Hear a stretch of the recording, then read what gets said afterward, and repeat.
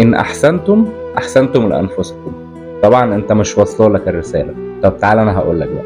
يعني أنت يا برنس لما بتيجي تعمل أي خير أو لما بتيجي تعمل أي حاجة حلوة مع أي حد، أنت مش عاملها بالحب كده، أو مش عاملها الغرض إن أنا خد يا عم أحلى مسا عليك. لا، إحنا مفيش الكلام ده. أي بني آدم بيعمل أي مساعدة أو خير مع أي حد بيعمله عشان هو يرجع عليه الإحساس إن هو مبسوط، حاسس إن هو عمل حاجة، حاسس إن هو غير حاجة، حاسس إن هو رضى حد.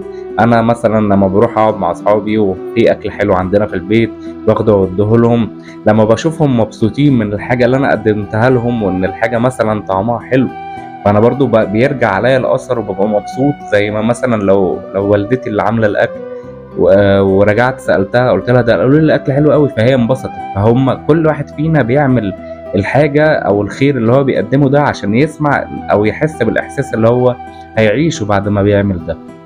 فنصيحتي ليك لو انت عندك خير عايز تعمله او بتتردد فيه، يا باشا انطلق واعمل الخير ده وهيرجع عليك بسعادة، وهو كده كده لله. فاللي عند ربنا ما بيروحش وهتفرق معاك جدا. يلا، سلام.